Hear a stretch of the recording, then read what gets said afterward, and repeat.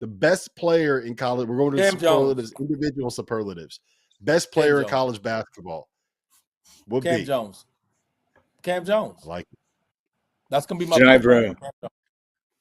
Yeah, I'm going Janai Broome. I love Cam. Look, I love Cam Jones. I love Cam Jones.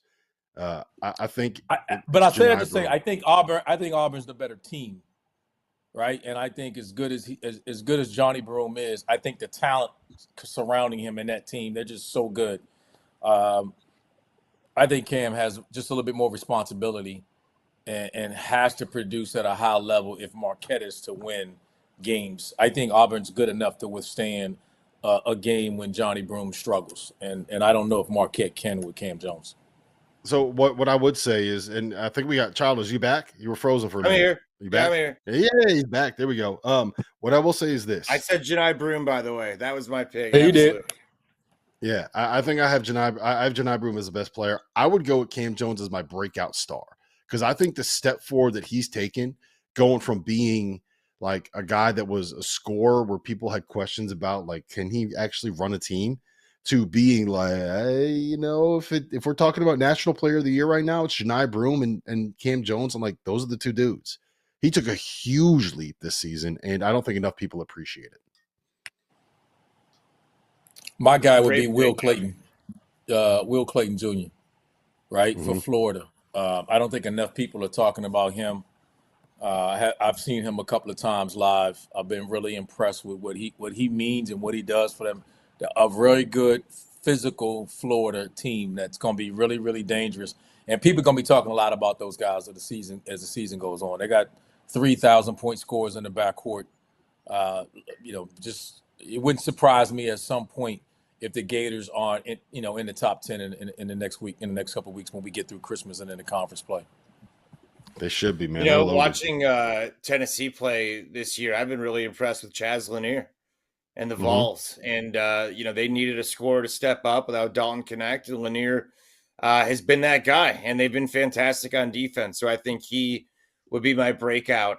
Final thing. Who has been that guy we haven't seen him come out of the shell yet? He's good. He's got a chance to be a star, but been a little bit slow early. Who's that guy for you, Rob? For me, it was Kadari Richmond. I think that we all kind of circled St. John's as a potential Big East title challenger, a potential second weekend, maybe Elite Eight, maybe Final Four kind of a team. I said this the other day when they played Georgia and lost, but it's a little frustrating watching them play, seeing them struggle the way they struggle offensively, knowing that they intentionally are playing with 2 point guards on the floor and Davon Smith and Kadari Richmond together. And I just think Kadari, he was the number one. A lot of these guys that were the number one guys out of the portal, that we know are kind of out here getting 7 figures plus, like a Janelle Davis at Arkansas or Great Osibor at Washington, are not necessarily having the kind of seasons that we expected them to have. And there's maybe more that we could take out of that. That's a deeper conversation than 1 o'clock in the morning on a Sunday morning here in December 1st. But Kadari Richmond for me is the guy that I was expecting to see more out of for a team that I thought had a very real chance to make a lot of noise this year. Randolph, who's that guy for you before we give a toast? Mine is just different because we touched on it earlier. It's Mark Sears because he struggled in some of the bigger games. I just want to see him he just seems to be a little bit tentative to me, trying to involve and let everybody have a piece. I would like to see him get downhill, stay aggressive, stay in attack mode, and make all these guys adjust to him. I think they're trying to share too much of the pie, trying to balance all these minutes and keep everybody playing in Alabama.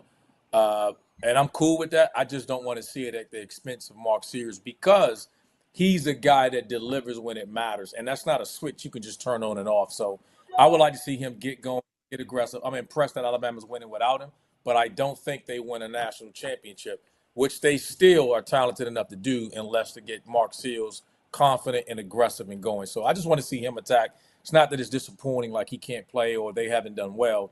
I just want to see him get going because I know what he is. He just seems too tentative, trying to play more like a traditional point guard. That's great leadership, but man, get downhill, go get buckets, and make these dudes adjust to you.